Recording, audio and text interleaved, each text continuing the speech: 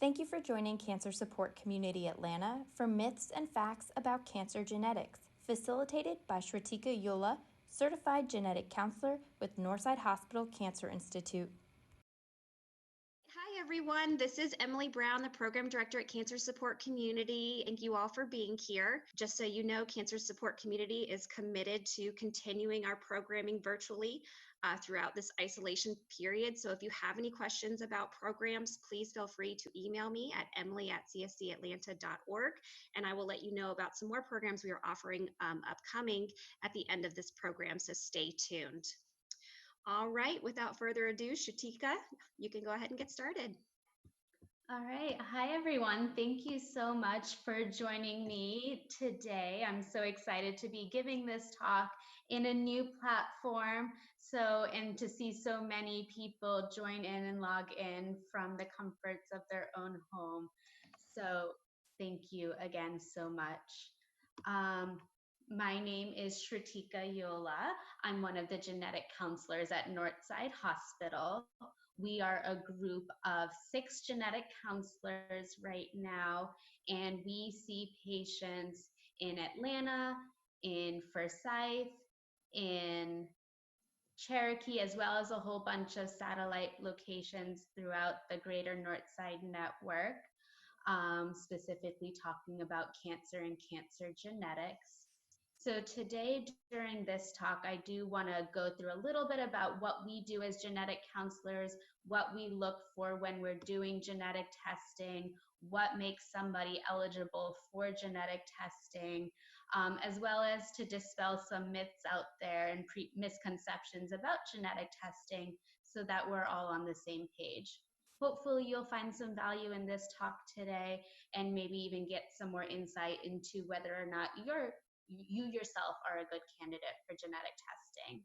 Like Emily mentioned at the beginning, if you have any questions, don't hesitate to type in the chat box and I will try to address that question as we go through the talk. So let's just jump right into it. Your genes and cancer. So you may have heard that all cancer is genetic, but not all cancer is hereditary. What does that mean? I use this schematic here to kind of give you a little bit of an idea of what we're talking about.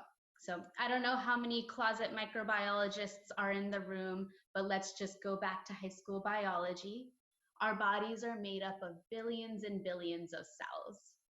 Inside of our cells, we have our DNA.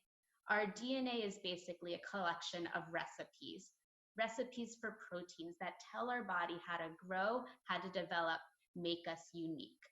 So in this little diagram, you can see these little chromosomes. Chromosomes, I like to think of the recipe books that house all of that DNA, all of those recipe books, or all of those recipes. We get 23 pairs. We get a set from mom, we get a set from dad. So 2 additions of 23 different recipe books. If you open that book, you can stretch out that DNA and get all of these individual recipes, or what we call genes. And it's those genes that code for those proteins that help us see, help our muscles form, help us grow, help us develop, and like I said, make us unique. So let's put a pin in that. I'm going to go through a little bit more about cancer and then tie it back into this, this statement about how all cancer is genetic but not hereditary. So when I break down cancer, I break it down into 3 categories: sporadic, familial, and hereditary. So as you can see from this pie chart, the yellow portion, the majority of cancer happens sporadically, randomly by chance. Essentially what a cancer is, it's a buildup of abnormalities within the DNA of our cells over the course of our lifetime. So going back to this schematic, that DNA, those genes, buildup of mistakes in that DNA where cells eventually grow out of control, go rogue, cause a tumor to form, cause a cancer to develop. These mistakes that build up, though, are just confined to the tumor. They're nowhere else in the body. Sometimes mistakes just happen randomly by chance because our bodies are only human. Sometimes they happen due to environmental risk factors, for example, lung cancer and smoking, or sun exposure and skin cancer are two obvious environmental risk factors. But for the most part, it's not that obvious. It just kind of happens. So that's how, that's why we can say that cancer is genetic, because it's a buildup of these sporadic genetic abnormalities over the course of our lifetime. What we're going to focus, though, in this talk today is on that purple piece of the pie, the hereditary piece, meaning that there is a gene that's broken, being passed down from generation to generation, causing an increased risk to develop cancer. These genes that I'm talking about, like I mentioned earlier, are genes that you and I and everybody else in the world have. They're very important genes. What they're doing when they're working properly is actually protecting us from developing cancer. They work to fix those mistakes that build up over the course of our lifetime. So I kind of like to think of these genes as spell checkers, making sure that everything in the body is running smoothly. But if the spell checker itself is spelled wrong, it can't do its job the way it's supposed to. And that's when we see younger ages of diagnosis, a lot more cancer in the family, some of these things that we look for when we're doing genetic testing. And then finally, there's the familial category, where say we do genetic testing and we're suspicious of something being passed down from generation to generation, but we don't find anything. Well, there still could be some sort of level of genetics playing a role, some genes all working together in the right combination, maybe with some environmental risk factors. So we see a higher prevalence of disease in this family versus a family in the general population, but it's not necessarily due to one of those specific gene mutations being passed down from generation to generation. A lot of common diseases actually do fall into that familial category. Heart disease, Alzheimer's, stroke, high blood pressure, mental illness, autoimmune diseases, diabetes, the list goes on and on and on of these things that we need to pay attention to based on family history, but we can't necessarily test for it from a genetic standpoint. This is another way to kind of envision the last pie chart. As you can see, this is all the people, I guess, with cancer. The majority of them fall into that sporadic occurrence. The people in the black are the familial, the ones who have multifactorial contributions to disease. And then the three people in red are the very small number of people who have a genetic mutation being passed down from generation to generation that contributed to their diagnosis. So this is another way to kind of think about hereditary versus sporadic cancer. Like I mentioned at the very beginning, we all get 2 copies of each of our genes because, again, we have 2 sets of recipe books, one from mom, one from dad. In sporadic cancer, what happens is that eventually one of those genes is mutated. So one of them is broken. That's not enough to cause cancer. But then eventually, as we live our lives, another one is broken. And once those 2 copies are broken, then that's when that cell grows out of control. In the second column, or in the second row, you see hereditary cancer, where somebody starts one step ahead of everybody else because every cell of their body already has a gene mutation. So it doesn't take as much for that other mutation to arise and therefore cause that increased risk to develop cancer over the course of that person's lifetime. So in a genetic counseling appointment, one of the things that we do at the very beginning is draw out the family history. We take 3 generations of the family tree to get a good visual of what's going on, what we might be suspicious of.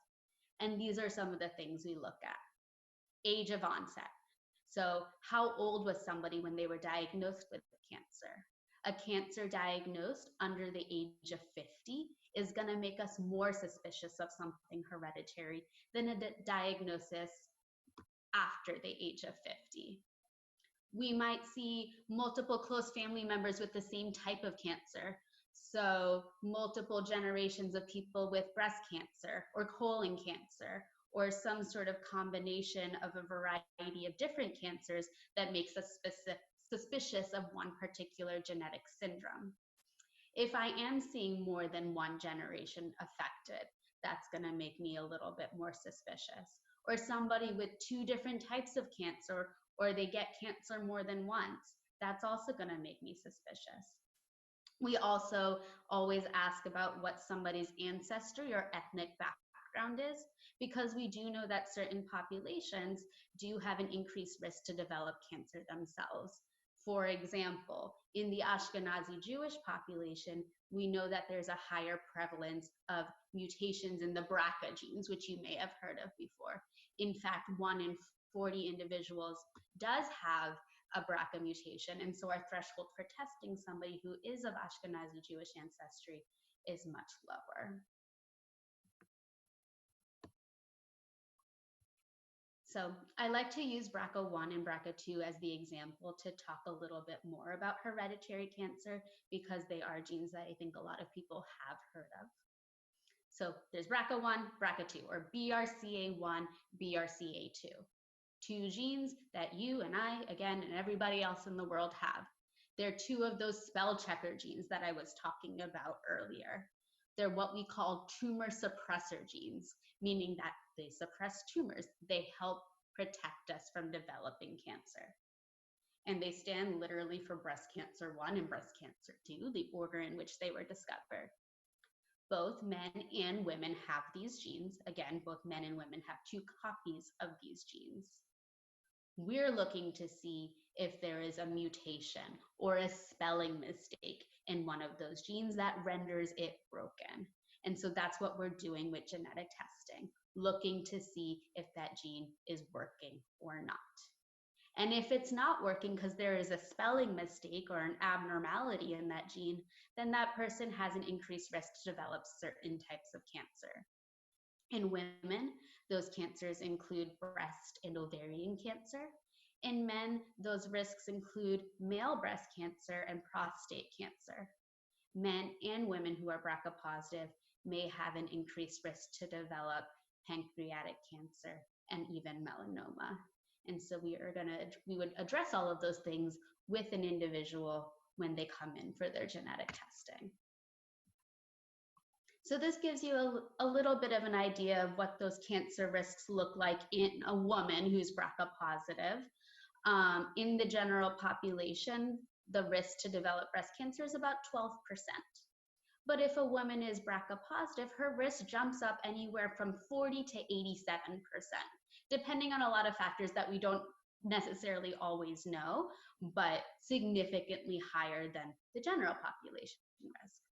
The ovarian cancer risk also increases from 1.5% up to anywhere from 11 to 44%. So again, significantly higher. And so for that reason, we're going to follow that person a little bit differently. Women who are BRCA positive are recommended to get increased breast cancer screening. Usually that means breast MRIs and mammograms. Sometimes for an individual, that means having a full mastectomy to remove her breasts prior to developing anything to reduce her risk as much as possible. These are obviously very personal choices and very much dependent on what the motivation of that individual is, what the motivations of that individual are, as well as specific circumstances, previous history, cancer history, family history, all things we'd want to take into consideration. With the ovaries, the ultimate recommendation is to have the ovaries removed because we don't have good screening for ovarian cancer at this point in time. This is just another way to kind of visualize the same thing: increased risk to develop breast cancer if somebody's BRCA1 or BRCA2 positive. These are some of those management guidelines that I was talking about that may help reduce those risks or catch things as early as possible. Some things might be taking tamoxifen before the development of anything to reduce risk of breast cancer, doing that bilateral mastectomy, removing the ovaries, or even taking birth control pills when you're young can potentially reduce that risk of ovarian cancer as well. So beyond hereditary breast cancer, beyond the BRCA1 and 2 genes, which again, we spend a lot of time talking about, which are kind of the most famous hereditary cancer syndromes out there, I would argue, there are so many other genes that we can potentially test somebody for, or that we might be suspicious of when we take that family history. So I've listed some of them out here. One of them is Lynch syndrome, most common hereditary cause of colon cancer, can also be associated with uterine cancer. Li-Fraumeni syndrome is associated with very young ages of breast cancer development, as well as childhood onset cancers, leukemias, rare types of cancers like bone cancers and leukemias. Hereditary diffuse gastric cancer is associated with a specific type of breast cancer, as well as a very unique rare form of stomach cancer. Cowden syndrome is a unique one that's not only associated with a wide variety of both malignant and benign tumors, but also things like autism or large head circumferences. Familial adenomatous polyposis, or FAP, is associated with hundreds to thousands of colon polyps over the course of somebody's lifetime. So those people actually are recommended to get a total colectomy or removal of their entire colon at a very young age. So these are things that we're looking for in our differential. It's not always as clear cut, but we use guidelines and we use that family history to really gauge what specific syndromes we're suspicious of, what we want to address with that patient who comes in to see us, so that they know what they're getting themselves into, what kind of testing options they have available, what it would mean for them if we were to find something in one of these genes. And then besides these syndromes, there are many, many other hereditary cancer syndromes out there. These are just some of the more high risk or well-known ones. So we do genetic testing for somebody and we walk them through those medical management guidelines. We talk to them about, those screenings that they need, or those surgeries that they need, or the research options that they have available. But then one of the biggest questions we get is, okay, well, great, this is what it means for me. What does this mean for my family? Well, an individual who is positive, let's go back to the BRCA1 gene. We'll use that as the example again. If somebody's positive, again, one copy is working, one copy is broken. So when that individual has children, they only pass on one copy or the other. There's a 50-50 chance that they pass on either the broken one or the working one. And so if a parent is positive, and in this example, it's dad who's positive, then each of their kids, we'd want to test them to see if they also carried that mutation or not. And it's 50-50 individually for each child. So let's go into some background information on some of the history of genetic testing. Back in 2013, two things happened. One, the Supreme Court ruled that you can't patent genes. Up until this point, there was only one lab doing BRCA testing. It was a lab called Myriad Genetics, and they had a patent on these genes, which is why no other genetic testing lab could actually do BRCA testing. But once this once the Supreme Court ruled that you can't patent genes, then Myriad lost their patent. And this was really, really important because all of those other genetic testing labs that were out there that were doing genetic testing for all of those other syndromes that I talked about were now able to do genetic testing for the BRCA genes as well, which up until this point were two of a very small number of genes that insurance was paying for. And so it really opened up the market for competition, allowing the cost of genetic testing to come down and allowing for a lot more accessibility to patients. Another thing that important that happened that year is that Angelina Jolie was very public about her own genetic testing and the fact that she herself was BRCA positive and all of the things that she did to reduce her risk, including a mastectomy, including removing her ovaries. And because she was so public about the choices that she made, I think a lot of people out in the community got wind of the fact that maybe BRCA testing is something that they themselves need to do. So that, in combination with the loss of Myriad's patent, really allowed for the world of cancer genetics to grow, to blow up, to get to where it is today. So nowadays we have a lot of different testing options, and the cost of genetic testing is dropping quite significantly. It's just as easy to test for 2 genes, the 2 BRCA genes, as it is to analyze 20 or even 80 genes all at once. Genetic testing is also taking a lot less time than it used to. It used to take weeks and weeks, even more than a month to get genetic testing back. Now there's certain panels that can come back in a week, or on average, I'd say 2 to 3 weeks. So it's pretty remarkable how far we've come even in the last 6, 7 years. We now have what we call panel tests available, where we can test for all of these genes at once, just given the updates in technology and the things that we're able to do. Some of the things that I kind of go through here, yes, up to 80 genes in one single test, longer turnaround times with a larger panel, but again, testing still, even with those larger panels, takes only 2 to 3 weeks to come back, so much, much faster than it used to be. There's a higher chance of what we call an inconclusive test result, basically a unique difference in one of the genes that we don't know how to interpret, but we treat those results like negatives, meaning normal. But sometimes those can be anxiety provoking, so we always want to make sure somebody is aware of that possibility. But no, testing for more gives us a little bit more insight into maybe why a family history has cancer, or what the reason for this individual's diagnosis is. But of course, going through that, you can tell there are pros and cons to doing genetic testing. There are pros and cons to doing a little bit versus a lot of testing. With a bigger panel, we don't know as much about those genes, and so sometimes it can be even more anxiety provoking to know that we're positive for something that we can't really do much about. And so more genes doesn't necessarily mean a better test, but it's certainly an option that we can now offer to somebody.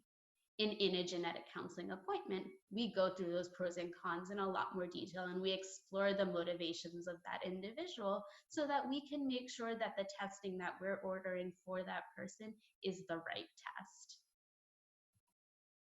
Okay, so who should have genetic testing? Criteria for who needs genetics has only expanded, meaning that that family history, that personal history that we were looking at, it used to be very strict who was allowed to get testing, but now insurance companies are a lot more lenient. As we're learning more about these genes, we're able to add on to that criteria to make sure that as many appropriate people as possible are getting the testing that they need.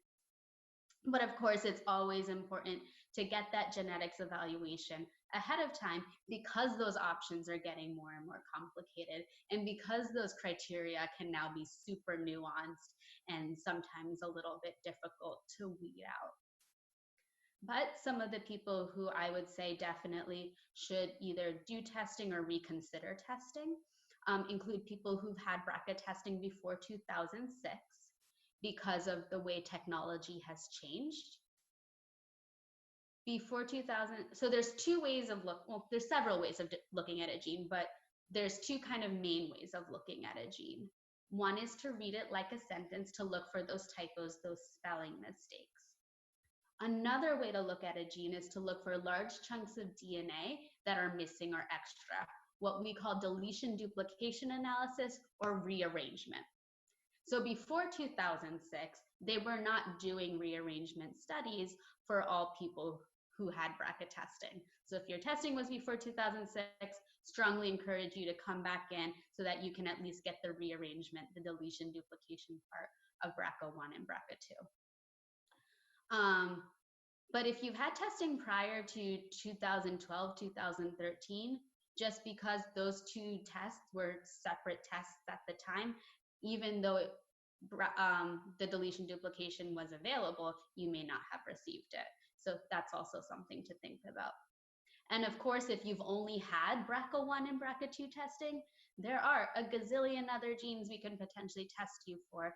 And so if your family history is still strong, but you've only had BRCA1 and 2 testing and that came back negative, maybe now is a good time to think about doing a panel or expanding out your testing options.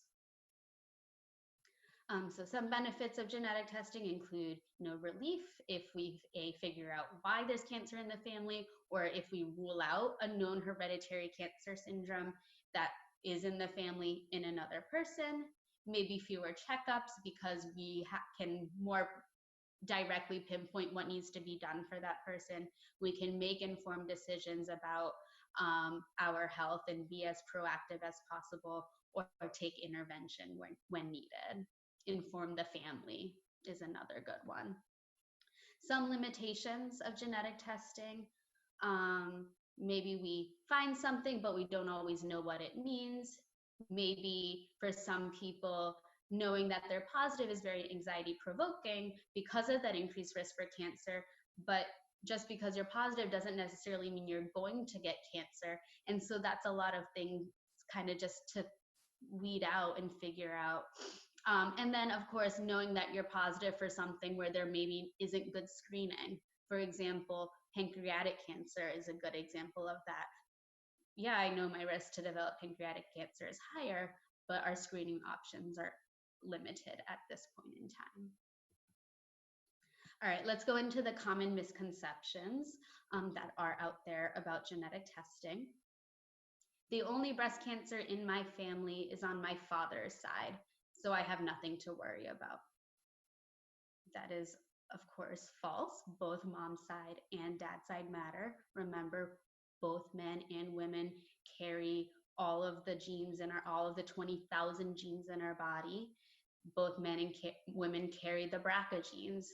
So while a male himself may not have an increased risk to develop breast cancer if he's BRCA positive, he could potentially pass on that BRCA mutation to his daughter, who would ultimately have that increased risk. So just as important to pay attention to both sides of the family.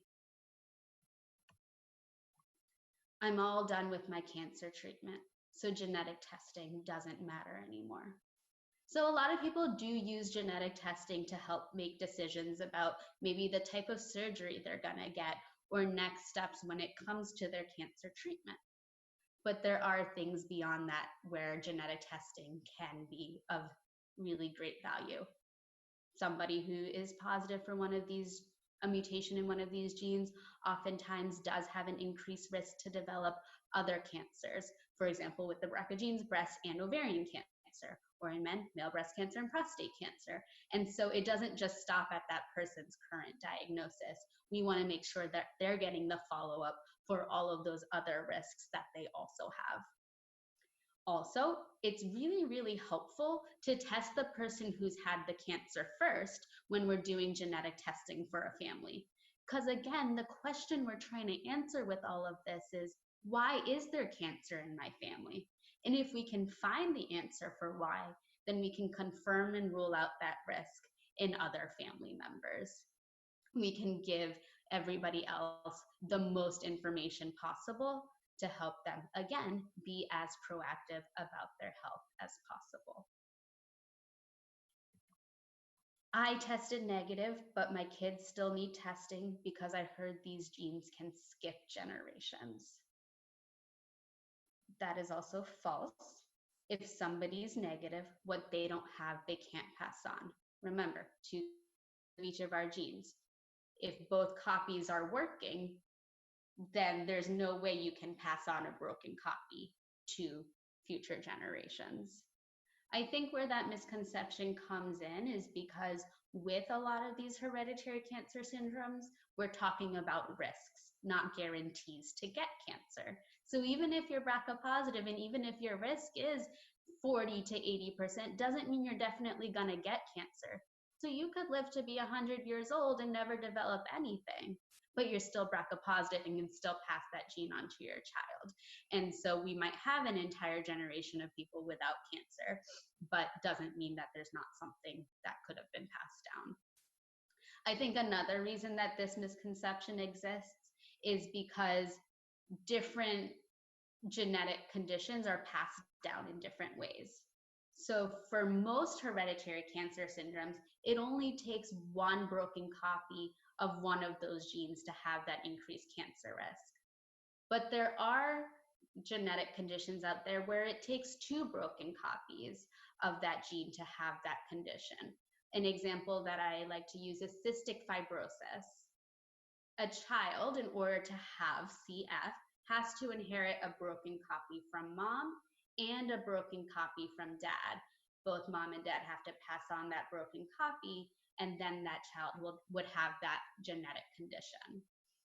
And so in those circumstances, in the situation of a family where there's what we call a recessive condition running through the generations, you might see that skip generations because you'll have generation upon generation of carriers, but not actually anybody with the actual disease.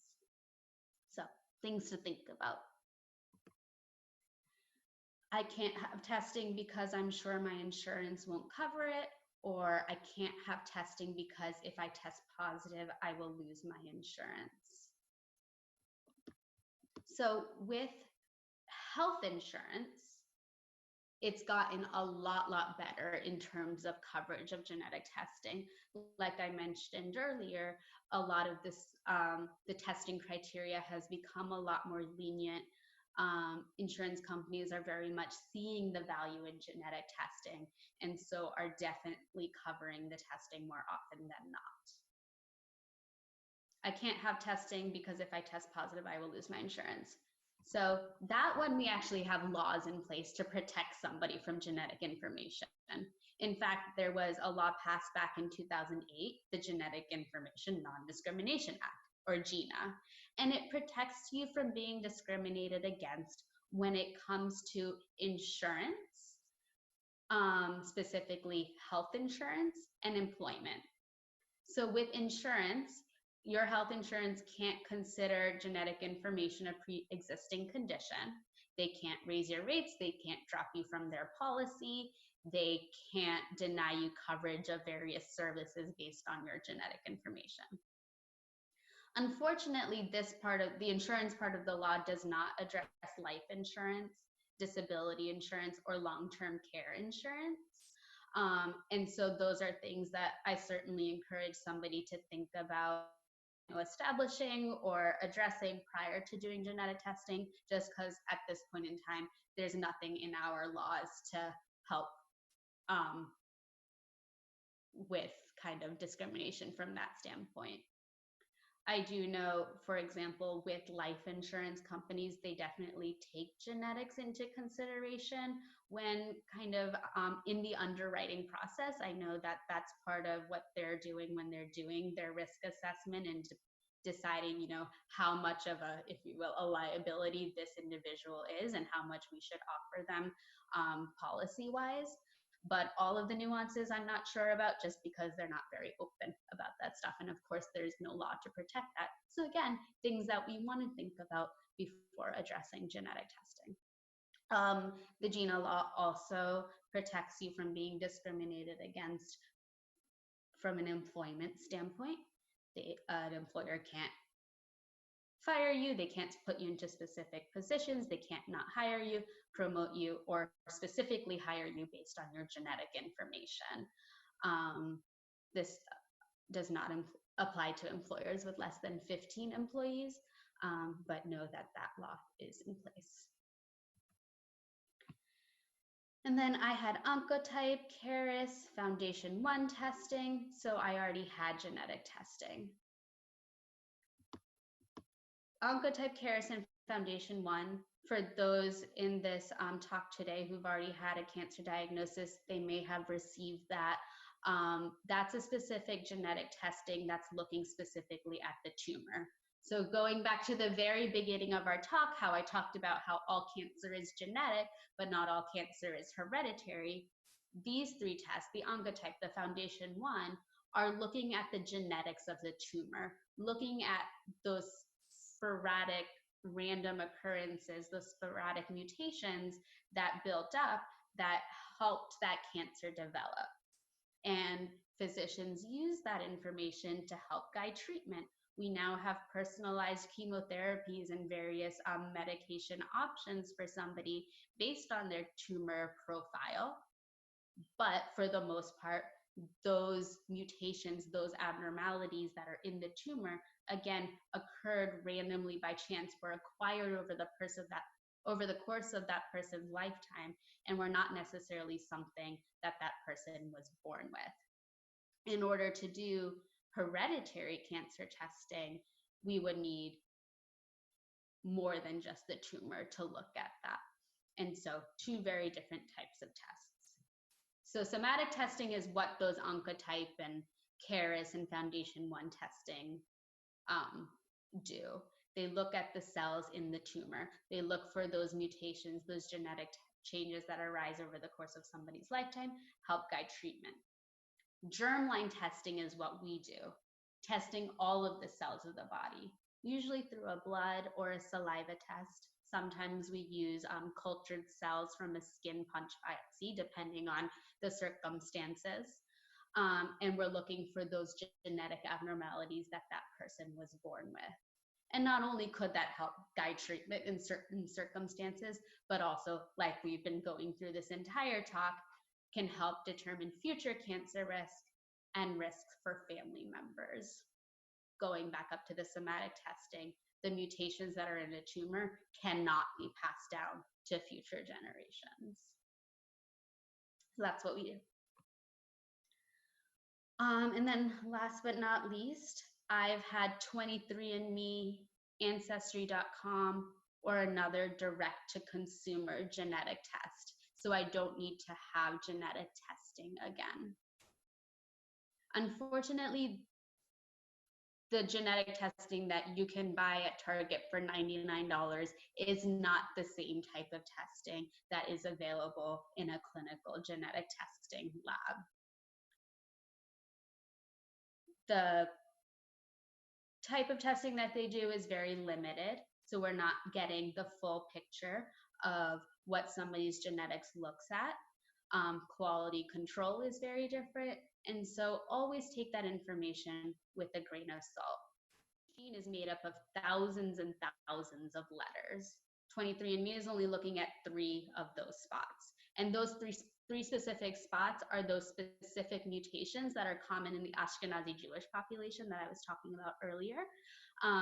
So if you do genetic testing or BRCA testing through 23andMe and you come back negative and you're not Jewish, well, we didn't look at the rest of the genes, so that's more or less a useless test for you, and we want to make sure that you get it done again. And even if you are Jewish and come back negative, we'd still want to make sure that we're confirming that information in a clinical lab. So, as I close out this talk, some food for thought. Until the majority of doctors catch up with the science, meeting with a genetic counselor or a clinician with training in the field is your safest option. And Oprah said it, so it must be true. Thank you very much. I've listed out here all the genetic counselors that are part of our team right now. We did just hire a 7th genetic counselor who's starting in June. So hopefully the world goes back to normal as soon as possible, and then you can come in to see us for that genetic counseling appointment. Right now, we are only scheduling urgent patients in kind of the immediate future, but we are scheduling other patients for May, June, and into the summer. So if you have any questions about referrals or how to get in to see one of our wonderful genetic counselors, don't hesitate to reach out to us. Thank you for joining Cancer Support Community Atlanta for this program. If you're interested in other live or recorded programs, please visit the online program tab of our website, cscatlanta.org, or follow us on Facebook. We'll be sharing additional information on upcoming programs.